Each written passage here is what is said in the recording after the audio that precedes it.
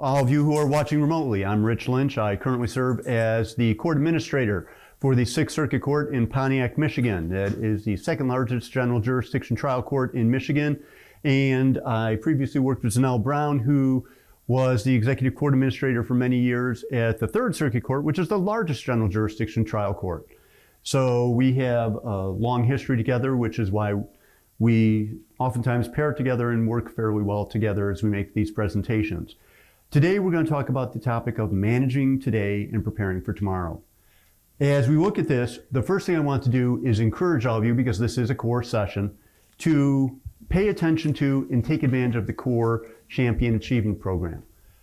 You're going to hear a lot about this at this conference. If you are new to NACM, this might be something that is brand new to you. If you've been a member of NACM or familiar with the concept for a while, gone through the court management training, what have you, you're going to be familiar with the concepts, the modules, and you'll know what's out there, why it's out there. But one of the things that we have done in NACM is develop this core Champion Achievement Program. And it allows you to start getting familiarized with this program and dipping your toe into it. Believe it or not, your toe is now in the water. It's not just water outside. You've got in here as well, at least metaphorically. So fortunately, it's not going to wash you away or create any of the challenges that we're going to see. But as we do with this, you'll see that there are, let's see if I can do this. We have these 3 different modules, be they vision, principle, practice. And then you have 13 competencies within those. Well, today is going to be one of those competencies. So as you go forward, you can see that we're going to try to strengthen you as a court professional, increase your exposure to the court, and you're going to be eligible to get certificates. So there's a lot of different certificates that you can potentially do. And just by being here, you're going to get a competency for one of the modules. So you're 1/3 of the way there. So look at that. Doing very little today, just showing up, you're on your way. But the key thing about this is that you're going to need to do the test that is associated with this. I say test, it just has a few questions. You register for this, they track what you've done, but it allows you to start earning credits towards this, and you can earn all of these. You'll see that the top 4 lead to building to the top one, which is the core champion, which deals with all 13 competencies. So that's just something for you to work on as you go forward. Now, as we do this, and yes, I'm really technologically adept. You can, those of you in the room, I'm not so sure about those of you who are online, will see me fussing with paper because, well, I'm a bit of a Luddite. So, sorry about this. I don't have my prop here, but there is a flip phone over there somewhere that I'm still using. So, yes, there are some people who still use flip phones. And no, I'm not a drug dealer. So, one of the things that we're hoping for here, as you are here, do not be selfish with what you're going to gain today. You can go back, people were asked, how was that conference you went to? Well, except for the Lynch guy who was boring as all get out, it was amazing. We learned a lot. What'd you learn? All of a sudden you shut down, you wall off, you don't tell people about what's going on out there. Don't do that. Please share what you're going to pick up here today. Not that I'm an oracle from on high and I'm going to tell you great, amazing things, but share what you have and take it back to the people that you're working with so we can spread the message, what's in these core competencies, what's out there, how we can do this and work forward to share this information with people in our professional communities. This is not something you want to just hoard to yourself. I've got this special knowledge. I can lord it over you. That doesn't work for anyone, because we all are in a public service capacity. We know that we have this quaint little monopoly. If you want justice, where are you going to go? Well, Ghostbusters, they're not going to work. So you're going to look, you have to come to the courts. And when people come to the courts, just a quick show of hands, how many people are just basking in the glory of coming to court, be it a party, as a witness, even the attorneys? A big show of hands for all the people who encounter on a daily basis. People are really happy. Okay, maybe we have some arm cramps. I'll give you a moment or two. Well, looks like not a whole lot. How many of you have people who are disappointed, angry, unhappy, unsettled as they come to courthouse? Do any of you have those folks who come to your courthouse? Okay, we've got a couple people. And we apparently have a lot of middle ground for some of the other folks. But you get the idea. What we want to do as court professionals is make sure that folks are out there, that we have the tools to address their needs where they are at, so we can provide the best services possible. So with that in mind, I also want to mention that when you do the Core Champion program, you have the opportunity to do some other things that can increase your exposure and your professional development. So it allows for a growth opportunity, essentially. So I would encourage you to go through this. I'm in the process, I'm taking my baby steps. So again, I'm dipping my toe in the water, and I encourage you to do so as well. Now, summary. Fortunately, I'm not going to read this. I'm just going to presume we can all read, so we'll get moving forward here. But we have a ton of ground to cover. My co-host suggests that I'm sometimes a little loquacious. And we probably have more slides than we can cover in the amount of time that we have. Well, with that in mind, we're going to run with this. But as we have a lot of ground to cover, recognize this is just a really broad overview. I'm painting with a big roller. I'm not doing that fine detailed brushwork. Zell and I, we're just going to paint a broad picture, do a broad stroke, and then you guys can delve into those things that you find to be of the most value. But what we're going to do is, as we go through the process, both the folks who are watching virtually and you in the room, if you have questions as we go forward, please raise a hand. For those of you in the room, I don't care how deep your voice is, to how much you can project out. We have people who are here remotely. No matter how big your voice is, they're not going to hear you in Gogebic, Michigan, if you're in the back of the room. It's just not going to pick up. So please wait. What we're going to do is have one of the hosts get out to you. They will give you a microphone, then we can go forward there. A little bit of an inconvenience. I know not everyone likes to have a microphone, but it allows us to go forward and make a little progress here. And as we look at this, the questions are a big deal. And what I mean by that is, one of the things we're going to touch upon is, as we're looking at these topics, asking the right questions is an important part of the process as we move forward. Because if you're not asking questions, a lot like we heard in the plenary presentation, you're not going to know what's going to go on. You're not going to have that communication that you need to understand who, why, what you're working with.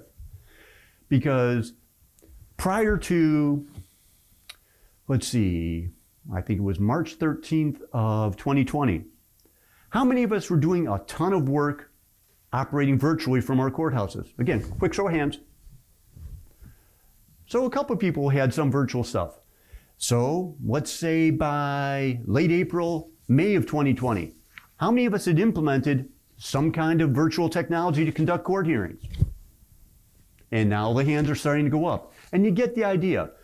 Internally, we were asking a lot of questions. How the heck do we do this? How do we guarantee the rights of those people involved? How are we going to go through this process? So you get the idea. So today we're going to examine existing recruiting and development models within organizations, evaluate whether those models anticipate changing services within and demographics of the court, and it also identifies some tools to develop a more inclusive leadership culture within the organization. If I start talking too fast, just wave or something, get my attention, because sometimes I get excited, I start speaking a little quickly, and if you lose me, well, probably aren't doing any of us a whole lot of good. So this is just a little note I had in there so you can laugh when you get the PowerPoint if you actually download this and go, what the heck were they thinking? This is me making a note to myself because someone here is smart, one of us is a little slower. So I just need notes to keep me on track. Found this number fascinating. 1 million government positions were vacant across all levels of government in the United States. And if you look at that, that was accessed in December of 2023. Not an especially old number. 1 million people or positions were available. So we'll say we have 360 million people in the United States right now. That's one government vacant position for every 360 people in the United States is vacant. That's kind of a gap if you ask me. So what the heck are we going to do to try to do that? That's one of the things we're going to try to touch upon today. So this is part of the responsive part. We're going to start asking questions. If you have vacancies, how the heck are you filling them? Are you doing traditional things, just posting something in the classifieds in the local newspaper? Because we all know local newspapers are doing terribly well. And getting that delivery on your doorstep is just as convenient as all get out. So we know a lot of people relying upon that. Are you posting them on bulletin boards somewhere? What are you doing? And how does your current model ensure that the court and its staff are prepared for the future? And I'm looking at future of leadership, of the workforce and societal demographics, as well as court services. So, quick response here. How are the people in this room, how are the people in the United States filling those important court positions? Any thoughts? And I've lulled you into submission. My work here is done. Okay, we have, let's see. Oh. LinkedIn. Okay. So using social media. Yeah, I was gonna say social media too. We can post ours on Facebook. We've started an incentive program where we will offer a $500 award to employees who will recommend staff who stay through the 1-year certification period. So a referral program. What are your current vacancy rates like? Double digits? Okay. So definitely we can't rely upon the way that we've always done things if we're talking about we want to fill these seats. And definitely if we're looking for a new leadership or leadership to come in, we got to make sure that we're recruiting in places where we can find people who bring the skill set that we're looking for. What I'll be focusing on is like thinking strategically when you're thinking about what do we need in our leaders, what do we need in our workforce. And the strategic planning model, the strategic visioning and planning model requires, number one, that you're looking towards the future. And when I'm saying looking towards the future, I'm not talking about 2 years. That's the immediate future. When you're thinking strategically, you're looking towards that generation alpha. What do you need to have your court practices and policies reflect what it would take to have an alpha type leader in place? And then you're also looking at it with, the diversity. You're going to do whatever questions that you're asking. You want to make sure that you're asking questions, you're looking at trends, and you have data. So that's going to be like the framework that I'll be bringing to it. Go ahead, Rich. And hopefully I've got this somewhere. Can you guys hear me since I moved it? Cool. So when I look at hiring in the court that I'm in, what I'm looking at is not just filling that immediate position, but where can this person go? Because if all you're doing is looking to get a body in the door, that gives very little incentive for folks to stick around. They're just going, why am I getting involved if their only expectation for me is to be a file clerk or to be a court accountant or a domestic relations specialist? I have bigger aspirations. And if you think about the last session where Dima was talking about how people want to make a difference. They want to be involved. They want to know that there is meaning to what they're doing in the community. Well, if my view at that point is I am just sitting in a cubicle, I don't see anyone, I'm cloistered away in the basement or what have you, it might be a little more challenging. But if when I'm hired on, they start talking about, yeah, we hire people, we like to have internal promotion opportunities. It doesn't always happen like that. However, if you get involved in the training, you get involved in the work here, there are opportunities for growth here for you. It becomes easier to connect with people. And then the big thing, when you say that to someone, you are making a promise. You have to honor your promise. So, do you have a hierarchical system in place? Or do you have a situation where training is available to everyone, regardless of where you're at in the organization? Are conference allotments just going to the court administrator or general counsel or whomever? Or are we trying to encourage everyone to have these opportunities? And this becomes a big deal because if it's just that top tier or something, the people are going, when they hired me, they said there's a chance for me to grow here, but they haven't done anything here to give me an opportunity. And every time there's a position above me, they hire from the outside. So it doesn't seem like there's that growth there for me. And I say this from a relatively selfish perspective. I was 23 years old. I knew very little in the universe. And for some reason, a well-respected judge in the court I currently work in hired a know-nothing person to serve as a court clerk. That would be me. I had just started law school at the time. I knew, and there's few things more dangerous than a first-year law student because they've read a couple cases and all of a sudden they know the law. But I go in there, I start working, and I was married, I had a kid, and in quick order I had a second kid, and I'm just working there going to night school. Honestly, if you ask me about the decade of the 90s, I know nothing. Apparently there was a group called the Spice Girls. I watched a video with my wife about Beckham, and it was about David and Victoria Beckham. Wow, there was this group, the Spice Girls, that was everything in the universe. Got nothing. No idea who they were. But I worked with that judge, and I ended up serving in that court for 26 years until I moved forward and went to the Third Circuit Court where I became general counsel. But during that time, I advanced to a number of positions because I was afforded opportunities. And there would be projects. Hey, Lynch, you're a loudmouth. Why don't you come over here and be part of the solution as opposed to just spouting out over there? Okay, no problem. Hey, here's another opportunity. So they afforded me opportunities to get to the point where I can be today. And whenever we hire new people, one of the first things I tell them is that this is a court of opportunity, that you can start at one of the most basic positions in that court and advance forward to the highest level of responsibility in that court. And that's a very personal as well as a very meaningful point to me, because if you're just going to pick your leadership from various places and there's a select few out there, it's like, okay, we're going to grab this person, we're going to grab this person. It's kind of like for those of you who watch professional sports, how at the end of each season, they fire a bunch of head coaches and then they go out and they hire a bunch of head coaches, and there's a great deal of relationship between who was fired and who was hired. It's like, this doesn't make a lick of sense. If Team A just fired him because he was no good, why did Team B just hire this guy? There's got to be someone out there who didn't have an 0-13 record that might be able to help out a little bit. And it's the same thing with the courts.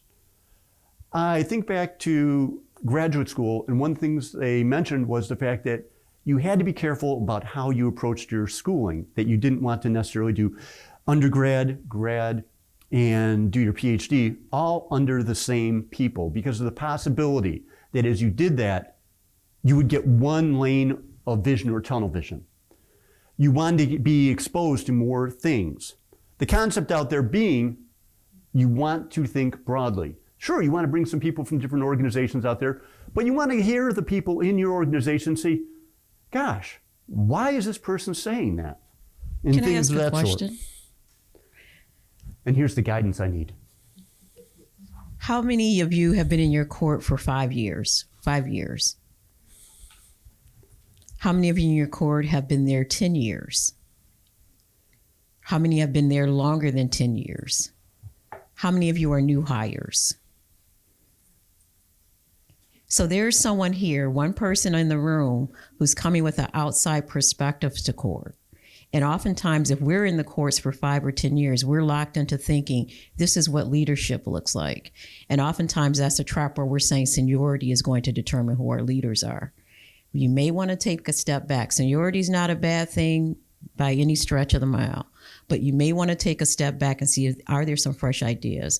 How do we get to where we have more people who are just entering the court because they see it as an opportunity to make change, to make that commitment to justice? So we're looking at filling positions.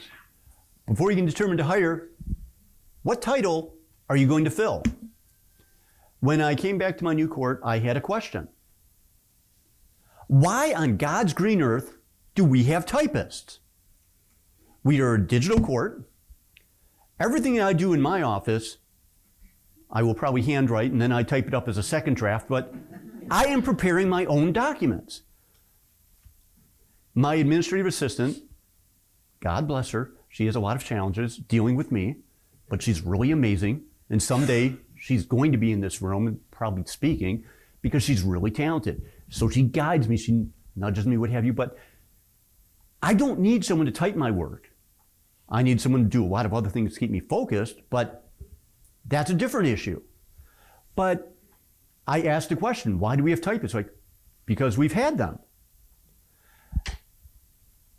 Because we've had them isn't a good reason to fill a title. Many of you have probably heard of the American Recovery Program, ARPA, and the fact that it's added a bunch of money to the economy, and that we as courts have benefited in part from that money. We also know that going into 26, that money is going to be gone. So one of the first things I did when I came to my new court a year ago was I told them flat out, what I need each of you to do whenever we have a vacancy, we are planning for 26. When money's going to be tight, how are we going to sustain the people we're bringing on board? When our funding unit says, we need to tighten the belt, how do we justify the people that we have brought forward onto our team? Is what they're doing critical, or is this something we can modify to something that is more useful for our institution? My court has engaged in e-filing since 2007, and we have been digitizing documents, and we're almost entirely paperless going back, I think, to 2005. So having a typist doesn't seem to be the most meaningful position within my organization. I would rather have a different type of role there that we can fill. So find out what you need to fill when you're doing this. And then look at your classification system. What are you doing? When you fill a title, now I'm using the word title for a position, a lot of people use different things. The manner in which I've worked with HR specialists, they look at that and say, there are various titles referring to the job descriptions, and then there are positions within each title. So just so we have some familiarity with what the language is I'm using. So when you fill a title in your court, what steps does your court take to determine that the title fits the needs of the court? Any thoughts on that one? Okay, in the back.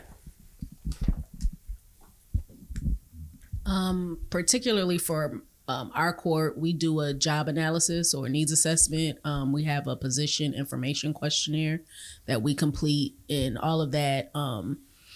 Within that, there's a desk audit. So we're actually sending in an HR specialist to look at the day-to-day of the job, reviewing the responsibilities of the role, the reporting structure, the education requirement that's needed to perform the job, the amount of time being given to each task. All of that goes into the analysis. I want to know how you cheated and looked at this slide. That is right. I mean, that is a great perspective. No, she's not a plant. We did not frame it like that. But you have these important things you need to do. Don't just do things because that's the way you do them. Get data, measure what you're doing, so that when someone asks you the question, why are you looking to fill this position? It's like, that's really simple. We've looked at the work that comes in, that this title, through just this title alone, encourages the collection of child support within our jurisdiction by over 50%. If we were to lose this, the rate of our child court collection would drop tremendously. Now, I might be wrong, but we don't want to have something like that happen. But if you have the data to justify that, it becomes easier when you work with your funding unit to explain why you're doing these kinds of things. And when we're trying to do these things, the important question becomes, who is going to perform these duties? I will tell you, I am the wrong person to do this. This is not my skill set. I previously have had the great fortune of working with an amazing HR director, and she knew how to do the stuff left, right, and center. There was one time that we went and we reevaluated all of the positions within our court, every title. And she knew that some of the work that we were doing was beyond her skills. So we retained an outside expert to help us do this. And we all worked collaboratively to do this. But make sure that you give this the amount of work that is necessary so you get it going. So, because you want to do this accurately. It's not a slipshod, just, oh yeah, we've got this, we've done this, blah, blah, blah. So, how do you distinguish between credentials and skills? Any thoughts? Credentials. I have degrees out the wazoo, like many people. That means I have a bunch of paper. That's about all it means. I have a bunch of nice little certificates say, I've been admitted here or there, blah, blah, blah. Those are the credentials. What are the skills? If I don't have the ability as an attorney to effectively articulate a position, write a brief, blah, blah, blah, something like that, how am I going to be a good person to be hired as an attorney for a court in an attorney position? So that's that credential skills thing. The other thing is, think about a number of your entry-level positions in a clerk's office where you have people working the front counter. Again, we have a lot of very happy people coming to greet those folks. Now, do you need someone with a college degree to hold that position? Or would it be valuable to have someone who has a lot of customer service skills, who knows how to deal with someone who's unhappy? Quite honestly, I would like an effective person who, back in the day, was working in retail services on Black Friday. They know how to deal with a little bit of stress, a little bit of chaos, and to make people happy. For those of you who are Gen Z, Black Friday was a thing that we used to do on the day after Thanksgiving, where everyone would rush out at about 2 to 4 o'clock in the morning to go shopping. So that's that credential skill type thing. So you look at that. And now, you get the true brains. So I want to build up on some of the things that we heard about in the generational session while he's trying to figure out how to put the plug back in for me. So we know that builders, that generation is 75 plus.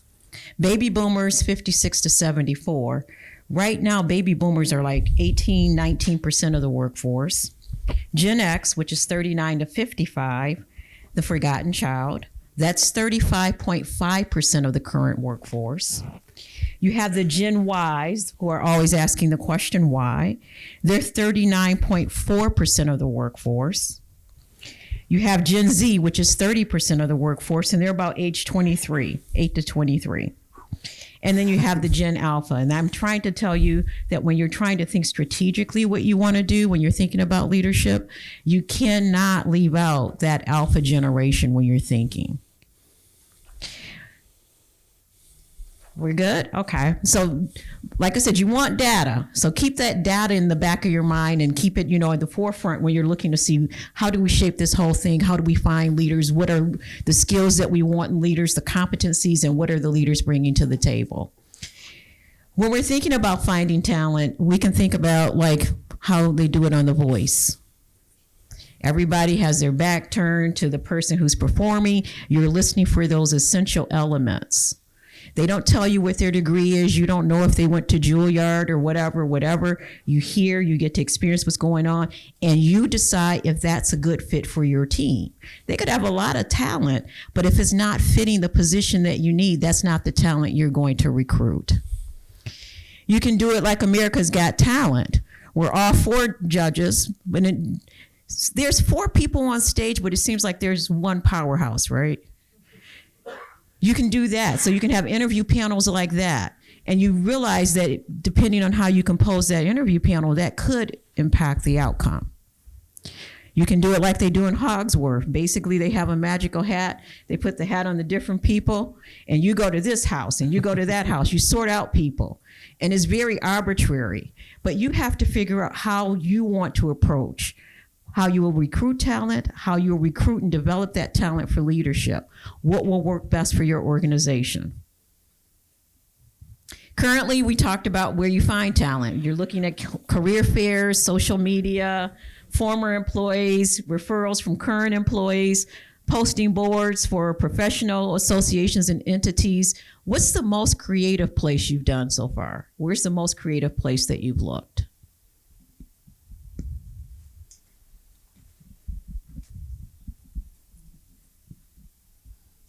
We've started going to high school civics classes, and we are hiring high schoolers.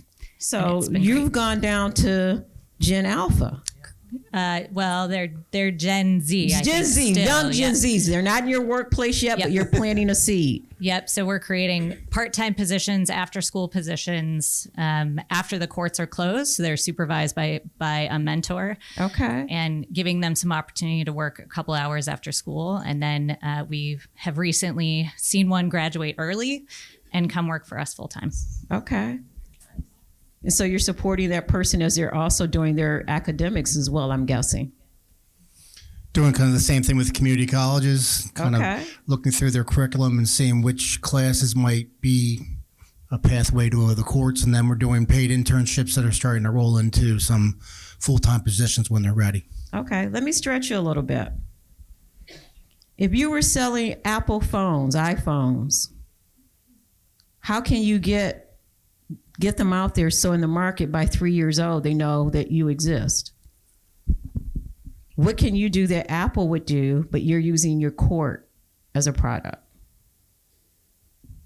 That's that strategic thinking part. I just wanted to share an example where we invested within and gave existing employees an opportunity to do a developmental job assignment to learn the job that we're trying to recruit for.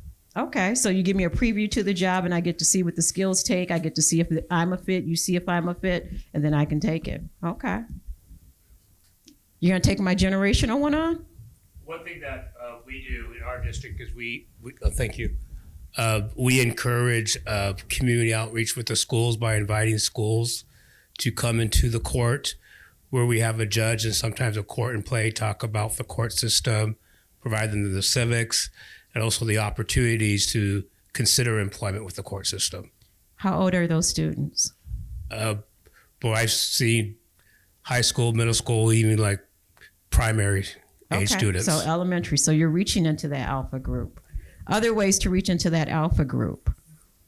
For the Apple scenario that you just gave, I would say when you're talking about iPhone, you look at the features, what the iPhone offers, what new things technology that it brings, and do the same thing when you're recruiting employees.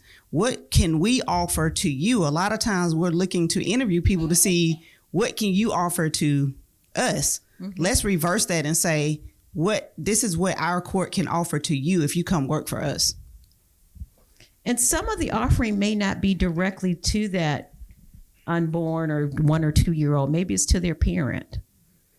Maybe it's the opportunity to say, take your kid to work day. And it's not, your kid has to be in high school or something like that. But getting them to expose and learning that there's meaningful work and that you cared about them, that you cared about their parent can be very important. So start thinking strategically, what's the long game? And then also when you're looking at it and you're looking at it through the lens of not just generation, then you're looking at, okay, what other people can I be more inclusive of? What other opportunities that I can open up? So we talked a little bit about the diversity talent, using the intergenerational workforce as one of the themes. You can also look at work status. Where can I gain employees? Where can I gain leadership? How can I capitalize on leadership? When I think about work status, I don't have a little Richie story, I have a little Zen story. So I got hired into the court in 1997. My goal when I got hired into the court was basically to leave the court in 3 months. I wanted to go back to the state of Michigan and work in another job. But I got hired into the court and I accidentally got promoted. So at that point, it's like, okay. Because I thought the court was a place that wasn't very welcoming of me. I didn't like the way that they were treating the customers on the other side. And I was like, I got to get out of here. This is chaos. But when I got promoted, I was like, oh, I guess the role is no, you got to stay here and help make change. So I got promoted, and I got promoted to an attorney position. And I worked throughout the court from the attorney position, from caseworker, attorney, court executive, supervisor, to finally becoming a court administrator. And I'm going to tell you, when I got hired in, I didn't even know the job even existed. Who knows something like that, right? And after becoming the court administrator for 26 years and one day, I decided I wanted to retire. And I'm going to be an entrepreneur. Being an entrepreneur is hard work. So I survived 5 months. And then I got rehired to another job that I still get to do all the things I like to do with court. So it's very important. And it's very important to look to see who retired from your organization. Can they come back? Can they come back on contract? Can they come back as a mentor? Can they come back as a volunteer? Think about it. Look at the people who are leaving the court, and look at people who have left other courts. Can you offer them opportunities that may be of interest? Do they have something where they can be leaders, or they can help you train the leaders who are coming up in your court system? Think about offering part-time opportunities. Again, everybody's not looking for a full-time job. How do you recruit part-timers? Think about some opportunities that you can do there, because you are not going to be able to sustain the court with the same type of recruitment, hiring, promotions, and retention models that if you were in the court 10 years ago, you came in the courts, you're not going to be able to continue to use that as your only. You're going to have to be more flexible. The workforce is becoming more flexible and demanding that courts adapt. So like I said, in my framework, I would say, think of, 10 years out, think of what questions you need to ask. And you can basically do the who, what, when, what, how, where, how type of questions. 10 years from now, what does this look like? And what data can I get right now in my hands to inform me on those decisions? When I'm thinking of my who questions, who will be in the workforce? Who do we want to be in the workforce? What are these people requiring from us who will come to work for us? What are the skills and competencies that we need? And are we providing the training for those skills and competencies if people don't walk in the door with them so they can get them here? Or are we saying that you must come through the door with your credentialing? If you're looking for that credentialing, what programs are you providing or supporting or helping to create that type of credentialing? When you're thinking about the when does it matter that we start responding to the major changes that are occurring with the world demographics? When do we need to start looking at the various things that are happening in the court systems? What trends are out there? What things do I need to pay attention to? When you think about how will work be for professionals? Will it be the hybrid? Will it be, you're working in person or you're working from home? What will customers ask for us? How will they interact with courts? And you're looking at this all, like I said, 10 years out from now. Take the data now, look at the kid who's on the cell phone now, and try to figure out, how do I make this the place that they want to work and they can make a contribution to? We talked a little bit about where the work will be performed, what has to happen in the courthouse, what can happen in other places, what can happen to help supplement what happens in the courthouse. And one of the biggest reasons I think you have to look at all of this is because you're creating the why for people. Why are courts important? And you want to make sure that public trust and confidence is there. All of those 8 reasons why court exists, the due process, the rule of law, all of those good things will be the why. And you're going to use that context in which to build, what does it look like to recruit talent, diverse talent? The data shows that if you really want diverse talent, if you want diversity in your leadership, you're going to make sure that the recruitment allows for a lot of people to be involved. If you're into football, which I'm not, the Rooney Rule, which basically says we want a large pool of people. I don't have a Lions shirt. I didn't know who the Lions played the other week or anything. But if you're talking about you want diverse candidates and a diversity pool, you have to make sure that you have a lot of ways to grab and attract that talent. Thank you. You probably will need to make various associations where these bar associations, professional associations, community colleges, schools know that you are there in the community and you are a resource and they can come to you. So you want to make sure that your pool increases. And we're not talking about quotas. We're talking about that you're actually out there developing relationships. Because if you send an organization just your job posting and say, oh, we put the job posting out there, they know that we're here and they should come, they're not coming. You need to be very intentional and cultivate the relationships. People want relationships. They want a relationship when they come into the workplace. People usually stay in work environments because they've developed friendships. That's part of their natural everyday getting up and going. That's the habit. So you want to make sure it's a habit that they enjoy and a habit that's beneficial for them when you're looking at your benefits and everything like that. When we're talking about leadership, when we say that there's opportunities to go to conferences, we want to make sure that we're giving those at various levels so people get exposed to things.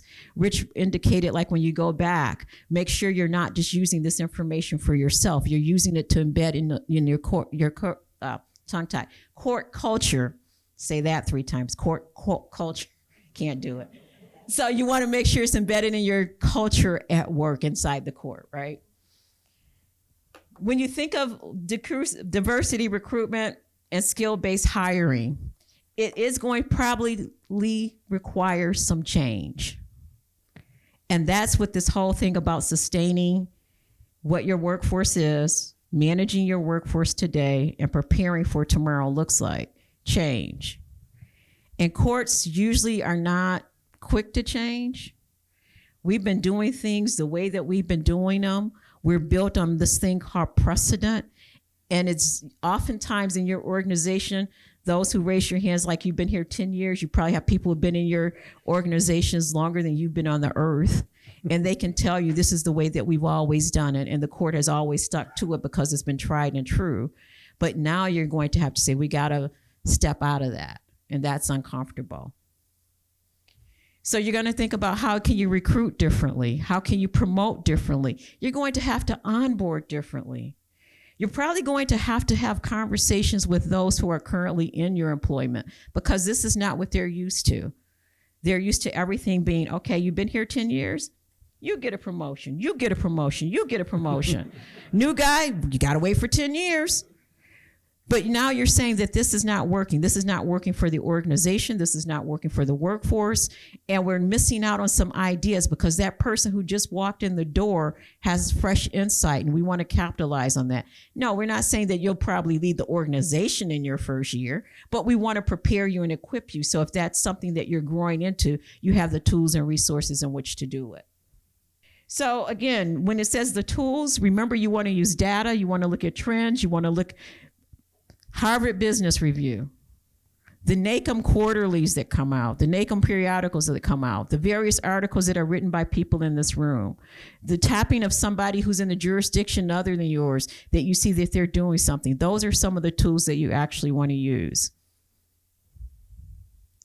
So how will you promote diversity and inclusion in your leadership and in your workforce by adopting these strategies? How can you do that? Ideas.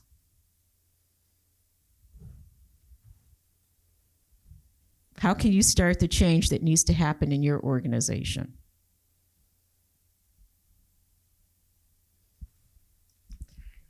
I was thinking everybody was shy. I was going to say, well, whisper it to your neighbor if you won't say it out loud.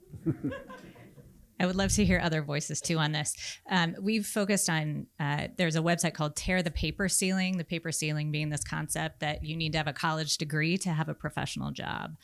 And it's been a great resource for us. We have eliminated the college requirement for all of our clerk positions, and it's been huge for us. And so we do a lot of training around the basic knowledge set that folks need. And then focus on people's skills in the first instance. We've also been developing some additional skill tests as part of our interview process rather than focusing only on an interview, which actually doesn't tell you very much, and neither does a resume in terms of how that person will perform in the future. So we've been focusing more on skill-based objective criteria tests for hiring.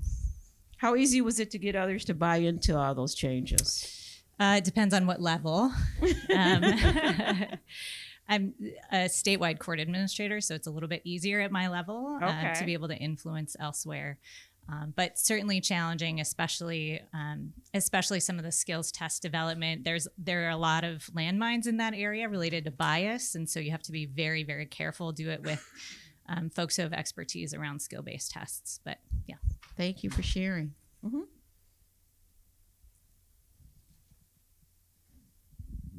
I think you can promote inclusion by just having the conversation at all levels of the organization or the department or the court. Employees, we have an employee engagement committee that bring fresh ideas. Most of them are Generation Z and millennials. So I think it starts with embracing and advocating for collaboration at all levels and just having the conversations. So it doesn't have to be, everything doesn't have to be formal. You could actually do it, hey, let's have coffee breaks where we're bringing different skill sets together, different generations together, and building from that. Was there anyone else? Over here.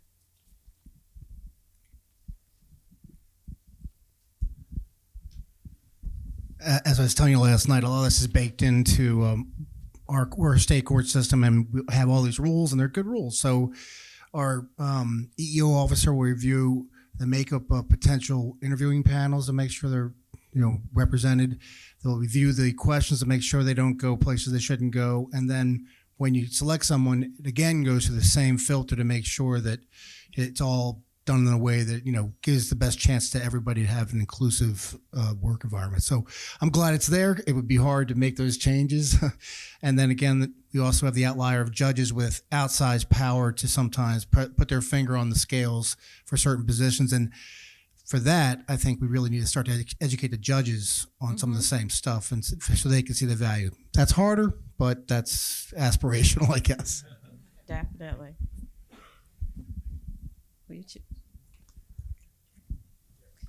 So when thinking about strategically recruiting, realize that if you're using interview panels, the structure of the interview panels, the training that you want those interview panels to have. When you're thinking about, like Greg was pointing out, the screening and the interview processes themselves, do you have to do something with your collective bargaining agreements to change how structures are going to be? Look at your benefits, your evaluation processes, and all of those other processes too, because you want your systems, if this is a value, you want your systems to reflect those values. There's discussion that needs to happen with the existing workforce to prepare them for the change. Because if I'm like that 9-year, 5-month employee, I'm like waiting for my promotion. For you to come in and say you're changing the landscape and we're not just looking at seniority, I need to be prepared for that. So you need to make sure that this is not something that is just from on high and then implemented, but there is some engagement and some dialogue and some feedback so you can figure out the best way to take this system and say, hey, this is what we're looking for. We know that court leadership needs to be different. We know that courts are evolving. And typically, like I said, I've been in courts 3 decades. About every 7 or 10 years, courts are dealing with something different. But in the last 3 years, you're dealing with everything that's different. Workforce, different juvenile justice reform, criminal reforms, everything like that. So you do want to make sure there's conversations ongoing with your workforce. And you're going to have to change some things in your workplace culture. Like I said, if I've been embedded that seniority is key and seniority rules, or even like Greg's saying, if a judge says we want that person in this position or that position, and we're trying to say we got different values, there has to be some things that we're going to change in that culture. One of the studies showed that for the symphony, they were doing blind auditions. They were like, we want the best talent ever. So they would tell the musician, you'll be on stage, but the curtain will be drawn. No one will be able to see you. They went back and they looked to see what the results were, because they were trying to diversify on gender. And they went back and they looked to see what the results were once they started these blind auditions. And guess what the results showed? There was really no change. What they failed to take in consideration is that just because I can't see you doesn't mean that I am not going to be impervious to bias. oftentimes the women were coming in wearing heels. So the clicking of the heels, even though you're supposed to be listening to the music and you're probably listening to a 5-minute play a piece, the 2 minutes that they're walking into the stage and walking out was basically influencing what some of the decisions were. So the caution is there. Even after you think you got this wonderful system, don't be so arrogant where you can't go back and revisit it and keep improving it. The prior speaker basically said, this is a learning environment. Courts have to embrace that as well. And I think that too is a new change. So we love that when, the hometown hero wins the championship. We know that person, we're rooting for that person. And that's sort of the feeling that we get with internal recruitments. Rich came in the court 26 years ago. He's now back at his court, his original court, traitor, the original court. and he's now the court administrator. I walked into my court doors 20-something years ago, and then I end up being the court administrator. Woo, woo, woo. However, that does not always mean that that's the best candidate. And you want to make sure that you're putting the feelers out for everyone who's qualified to have the opportunity. And it shouldn't be that the person who's internal has this presumption that they would get the position, but they should have the opportunity to apply and bring what they have to the table. And if they are the best person, then they should be offered the position, but it shouldn't be a foregone conclusion. And oftentimes that is some of the things that happens when we're looking in courts and when we're looking at promotion systems. And it can also be to the detriment of the court. If you're moving someone into leadership requires a different skill set than actually producing the work that needs to be done. And if we don't have pathways for people who do the work very good to continue to do the work good at a different level without involving that supervisory or management capacity, we may be doing them a disservice when we move them over into leadership if they don't have the ability to actually perform as leaders. Again, another conversation that you probably need to have. So some of the disadvantages of internal recruitment: the lack of formal training or specialized skills if the person is just getting the job because they've been on the job for 10 years. And also, let's look at seniority a little bit too. Let's pull back that layer.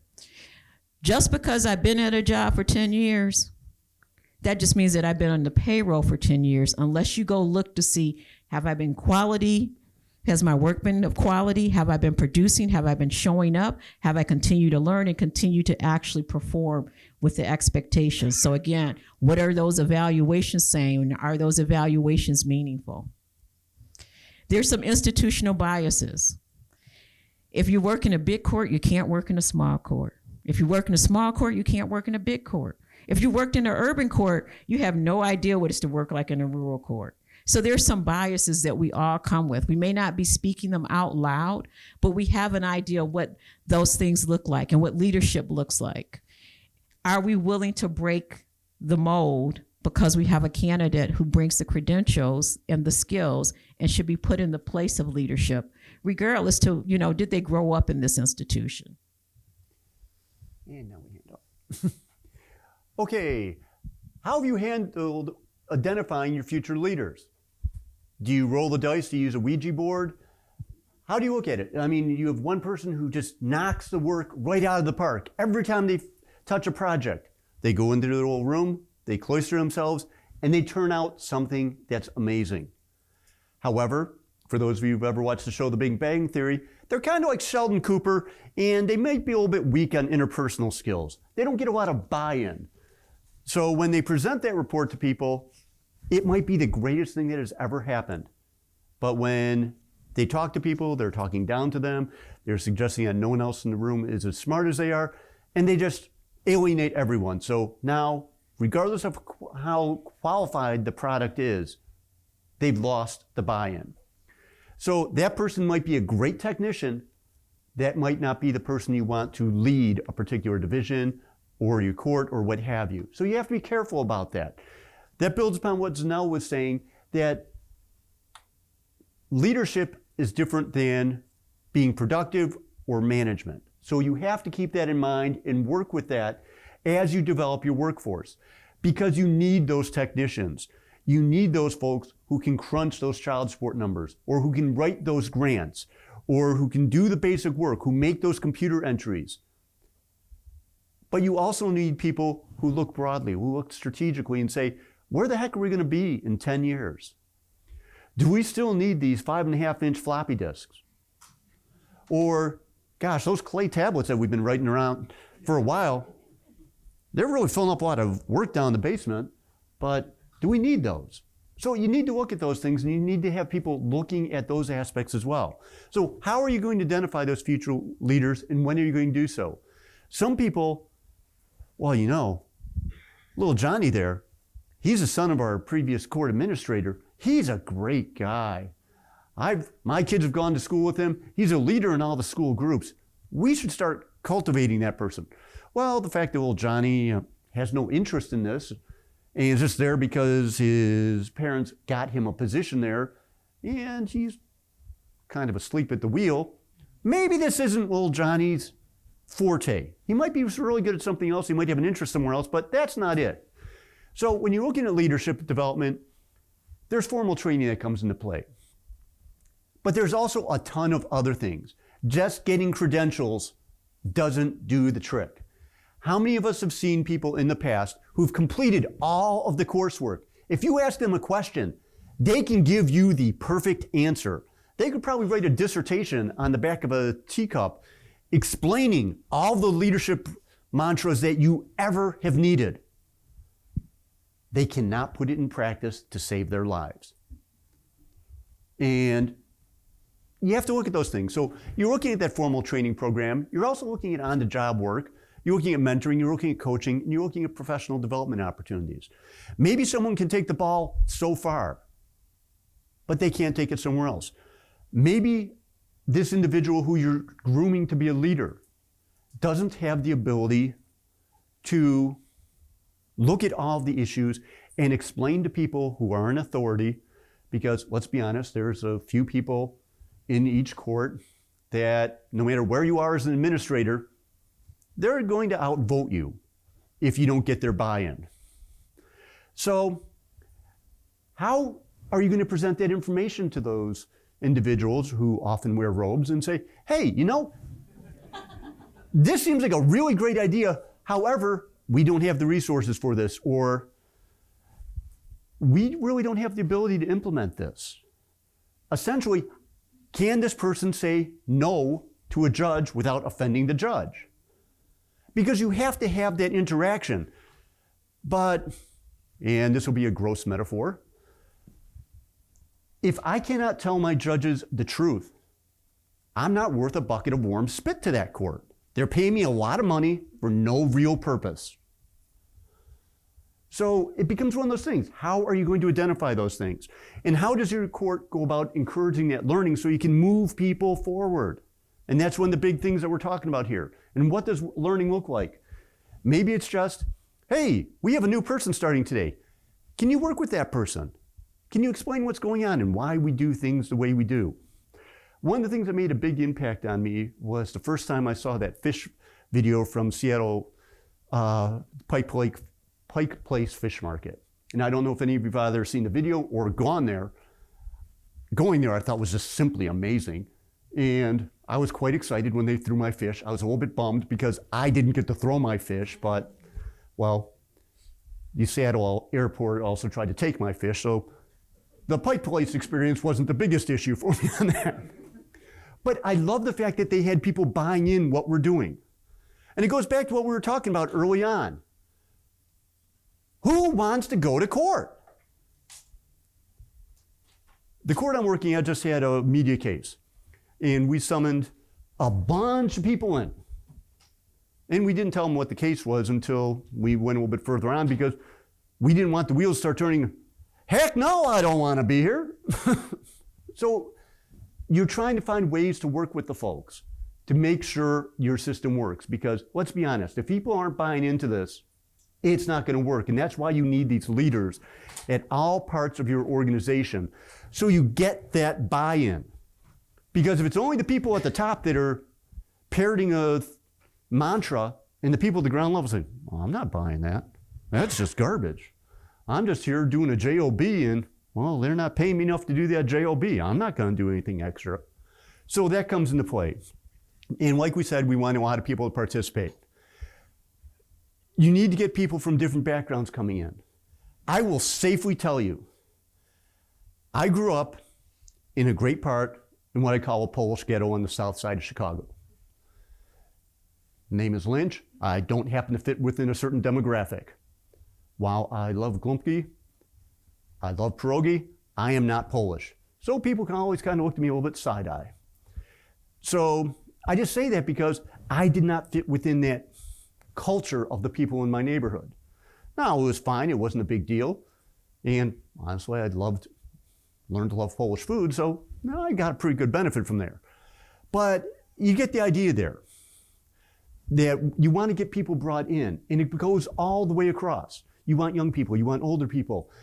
You want to go hit all the things because they're going to offer you something. They're going to give you something to look at in a different way. I think one of the interesting things is, I don't know if anyone's as nerdy as I am, but when you study a different language, you start learning about it, and you find out that the words are different and how they view concepts within that language are different than we do. I am almost entirely an English speaker, so my lens is all English focused.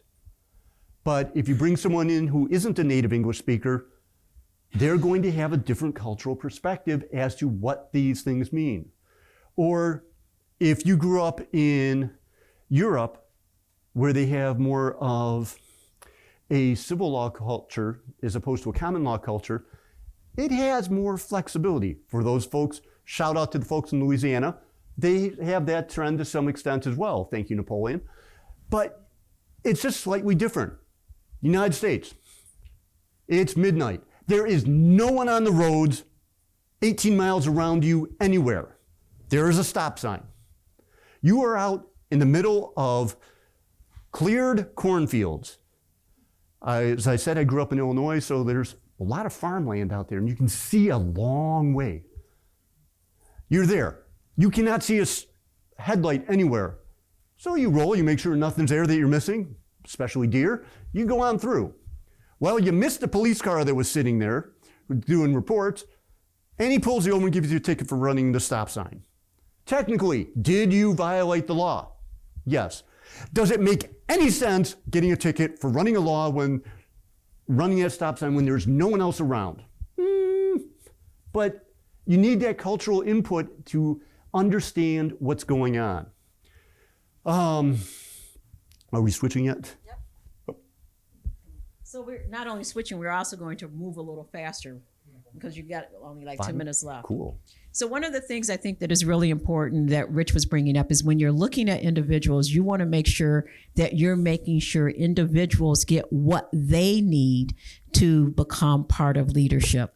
And just like there's some generalizations with generations, there are generalizations regarding people of certain ethnic backgrounds, racial backgrounds, gender, and everything like that. What do those particular groups need? And it's not like you're trying to give anybody an unfair advantage. You're actually trying to promote where everybody has the equal advantage. So it's like, first of all, they need to know what skills that they need. And then if it's something that you're providing opportunities to make sure that you remove the barrier so everybody have the opportunity to attend the trainings or the conferences or take the test, whatever is needed there. And if you see that, some groups are struggling or individuals are struggling, maybe it's like, okay, we need to create a mentoring session and everybody can come into the mentoring session. Everybody can come into this training session to learn, what's on the test and to do prep test or something like that. So it's very important in that respect. We think about what constitutes a leader. You can look at our presidency and you can see what we think has constituted a president for so long. And we can say others haven't been president. We haven't had a woman president because of what? But is there something there that you can correct or add so you could have a woman president? What needs to expand as far as our thinking to make sure that that pool that I talked about really has some diverse candidates in it? You have the NACM Leadership Core Curriculum, and they have some critical ideas when you're thinking about leadership. Definitely use that as a resource as well. Some of the challenges that our leaders are going to face today, and even more so in the future, is financial challenges. Court costs a lot. Court funding is changing, and it's not like it's going to be a pay-for-play type of place anymore. So you're going to have leaders who are thinking about what are other ways to make sure that courts are appropriately funded, to develop those relationships. Technology is growing, so we need to make sure that we have leaders who have those technical skills, and how can they get those technical skills? The whole legal realm, like I said, the reforms and the various laws, that's changing. And then we're dealing with very different demographics than we've dealt with in the past. We have a worldwide culture, so to speak. We have globalization occurring, and all of that has to play into what we're looking for as far as leaders. So think about, how will you train those leaders for tomorrow? Where will they get the skills, the resources, and the training that they need? Think about what your workplace needs to do to make sure that those leaders are embraced if they don't fit the traditional mold. What needs to happen there? We live in a Jetson culture, but remember the Jetsons was envisioned in the 1960s. So that's when you're thinking about strategic thinking, you got to think that far ahead in advance. We don't want a Jetson culture that you're trying to impose on a Flintstone environment. Look at some of the state trends in courts: measuring access and fairness in remote court proceedings, accessible courts, looking at the facility design. Did we create the court systems in the court buildings so anybody can actually come through and easily get from one place to another? I know my old court, when we thought about the handicap accessible basements, they were in the basement, but courtrooms were all the way up on the 19th floor. Artificial intelligence, again, how many of you are using Chat GPT? Raise your hands high. So maybe a seventh of the room. I would say the other 6 other room, please seek out this 7th other room and see what their experiences are. I use it. I don't rely upon it totally. It has lied to me. It's probably cheated on me and everything else. But it is a tool. And so it's like, okay, I'm not ready to break up yet. So figure out, where does it fit in the scheme of things that you're doing? The workforce management curriculum, again, when we're talking about the job training and the job analysis, great place to look for information there. And the time for training, you start training people before they come into your door. You start making sure they're educated, they know what court systems are about. You start onboarding the day that they're hired, and you offer that job.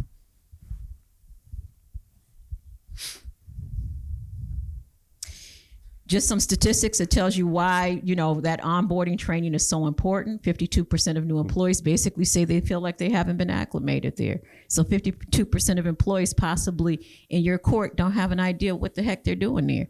I'm just moving paper. So it's very easy when I see something with a bigger salary to say bye, right?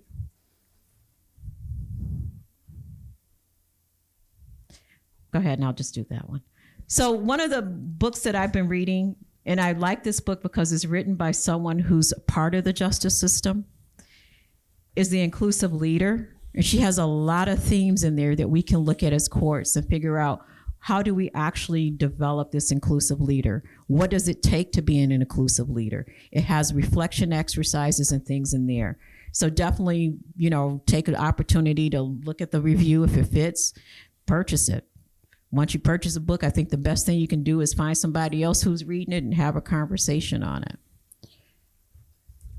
So in summary, when we're thinking about sustaining what our workforce is, we have to definitely focus on what we're managing today.